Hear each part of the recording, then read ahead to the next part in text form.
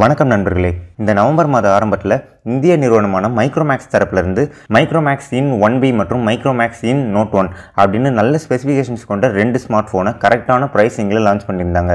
மைக்ரோமேக்ஸ் நிறுவனத்தோட இந்த அதிரடியான என்ட்ரி மற்ற நாட்டு நிறுவனத்தோட மொபைல்ஸை வாங்குறதை தவிர்க்கணும் அப்படின்னு நினச்சிருந்த மக்களுக்கு இடையில் ஒரு நல்ல வரவேற்பை கொண்டிருக்கு. இந்த வீடியோவில் மைக்ரோமேக்ஸ் இன் 1B மொபைலோட ஃபுல் ஸ்பெசிஃபிகேஷன் டீட்டெயில்ஸை பார்க்க போகிறோம். அது கூடவே இந்த மொபைலை இப்போ வாங்கலாமா அப்படின்ற என்னோட பர்சனல் ஒப்பீனியனும் கூட ஷேர் பண்ணிக்க போகிறேன். நீங்கள் பார்த்துட்டு இருக்க சேனல் சோழஸ் டெக் ஒப்பீனியன். நான் சோழராஜன். வாங்க வீடியோக்குள்ளே போகலாம். அதுக்கு முன்னாடி நீங்கள் இன்னும் நம்ம சேனலை சப்ஸ்கிரைப் பண்ணலைன்னா கீழே இருக்க சப்ஸ்கிரைப் பட்டனை ப்ரெஸ் பண்ணி சப்ஸ்கிரைப் பண்ணிக்கோங்க. அப்படியே அந்த பெல் ஐக்கனை ப்ரெஸ் பண்ணி ஆல்னு செலக்ட் பண்ணிக்கோங்க. அப்போ தான் நம்ம சேனலில் போடக்கூடிய வீடியோஸ் உங்களுக்கு நோட்டிஃபிகேஷன் மூலிமா வந்தடையும்.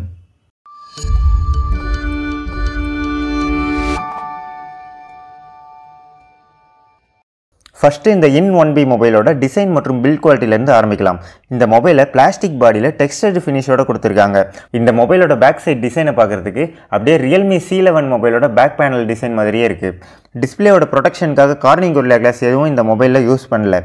இந்த மொபைலோட வெயிட் 188 கிராம் அளவுக்கு இருக்குது. மொபைலோட வித் 8.9 mm அளவுக்கு இருக்குது. ஃபிசிக்கல் ஓவர்வியூன்னு பார்க்குறப்போ இந்த மொபைலோட பின்பக்கமாக கேமரா மாடியூலுக்குள்ளே டியூவல் கேமராஸ் மற்றும் LED லைட் கொடுத்துருக்காங்க. பார்க்குறதுக்கு ட்ரிபிள் கேமரா செட்டப் மாதிரி இருந்தாலுமே இதில் 2 கேமரா தான் இருக்கும். மூணாவதாக இருக்கிறது கேமரா கிடையாது, அது ஜஸ்ட் f1.8 அப்படின்னு பிரைமரி கேமராவோட அப்பர்ச்சர் சைஸை தான் மென்ஷன் பண்ணியிருக்காங்க. அது போக பேக் சைடில் ஃபிங்கர்பிரிண்ட் சென்சார் கொடுத்துருக்காங்க. அப்படியே பேக் சைடோட பாட்டமில் பார்த்தீங்கன்னா ஸ்பீக்கர் கிரில் மற்றும் இன் அப்படின்ற பிராண்டிங்கையும் கொடுத்துருக்காங்க.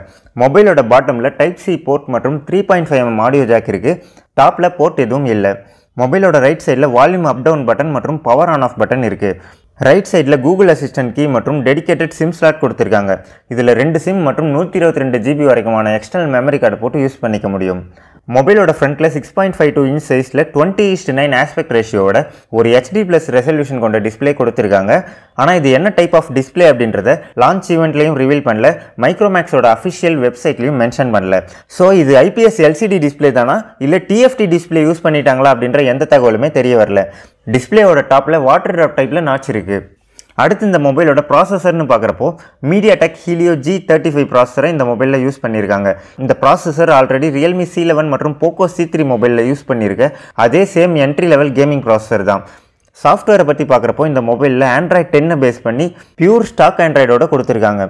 ஸோ ஸ்டாக் ஆண்ட்ராய்டோட வர்றதுனால இந்த மொபைலில் ப்ளோட்வேர்ஸ், ஆட்ஸ் மற்றும் ப்ரீ இன்ஸ்டால்ட் ஆப்ஸ் இது எதுவுமே இல்லாத ஒரு க்ளீனான எக்ஸ்பீரியன்ஸ் இந்த மொபைலை யூஸ் பண்ணுறப்போ கிடைக்கும். இந்த மொபைலை 2GB RAM மற்றும் 4GB RAM அப்படின்னு 2 RAM வேரியண்ட்டில் லான்ச் பண்ணியிருக்காங்க. இந்த 2GB RAM வேரியண்ட்டில் இருக்கக்கூடிய ஒரு நல்ல விஷயம் என்னென்னா சாஃப்ட்வேரை Android Go எடிஷனில் கொடுத்துருக்காங்க. ஸோ Go எடிஷனில் இருக்கிறதுனால இந்த 2GB RAM வேரியண்ட் மொபைல் மற்ற ஆண்ட்ராய்ட் மொபைல்ஸ் அளவுக்கு அதிக மெமரியையும் ரேமையும் கன்சியூம் பண்ணாது. ஓவரால் பர்ஃபார்மன்ஸ்னு பார்க்குறப்போ இந்த இன் 1B மொபைல் ரெகுலர் யூசேஜுக்கு நல்லாவே பர்ஃபார்ம் பண்ணும். கேமிங் பர்ஃபார்மன்ஸ்னு பார்த்தாலுமே ஃப்ரீ ஃபயர் மாதிரியான கேம்ஸை லேக் எதுவும் இல்லாமல் ப்ளே பண்ணிக்க முடியும். அடுத்து பேட்டரியை பற்றி பார்த்தோம்னா இந்த மொபைலில் 5000 mAh கொண்ட பேட்டரி கொடுத்துருக்காங்க. அதை சார்ஜ் பண்ணுறதுக்கு 10 watt சார்ஜரை பாக்ஸில் இன்க்ளூட் பண்ணியிருக்காங்க. இந்த மொபைலில் ஃபாஸ்ட் சார்ஜிங் சப்போர்ட் எதுவும் கிடையாது. பேட்டரி ஸ்டாண்ட் பை டைம்னு பார்க்கும்போது இந்த மொபைல் யூசேஜை பொறுத்து 1 நாள்லேருந்து 1.5 நாள் வரைக்கும் சார்ஜ் இருக்கும்னு சொல்லிட்டு எதிர்பார்க்கலாம். அடுத்து இந்த மொபைலோட கேமராஸை பற்றி பார்த்தோம்னா ரியர் சைடில் 13 மெகாபிக்சல் பிரைமரி கேமரா கொடுத்துருக்காங்க. கூடவே 2 மெகாபிக்சல் டெப்த் சென்சர் கொடுத்துருக்காங்க. ஃப்ரண்ட் சைடில் 8 மெகாபிக்சலுக்கான செல்ஃபி கேமரா கொடுத்துருக்காங்க.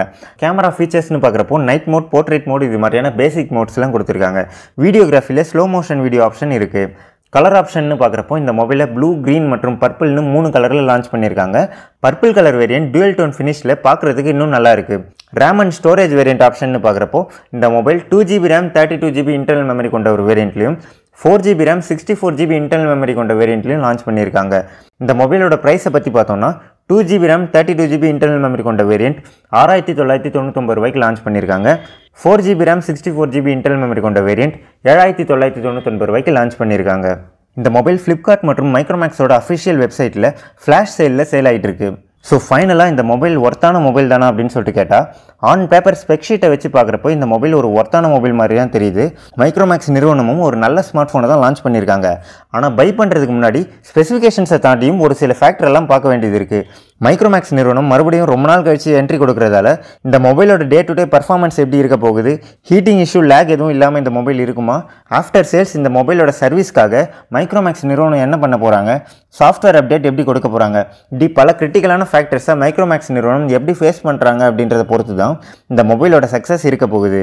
ஸோ இந்த மொபைலை வாங்கலாமா அப்படின்னு சொல்லிட்டு கேட்டால் இந்தியன் பிராண்ட் மொபைலை வாங்க நினைக்கிறவங்க மற்றும் மைக்ரோமேக்ஸ் மொபைலை ஆல்ரெடி யூஸ் பண்ணி மைக்ரோமேக்ஸ் பிராண்ட் மேலே ஒரு நம்பிக்கையோடு இருக்கவங்க இந்த மொபைலை தாராளமாக இப்போ வாங்கலாம். ஆனால் சக்ஸஸ்ஃபுல்லாக ரன் ஆகிற ஒரு மொபைல் வேணும், எனக்கு ரிஸ்க் எடுக்க தயக்கமாக இருக்குது அப்படின்னு நினைக்கிறவங்க கொஞ்சம் வெயிட் பண்ணுங்கள்.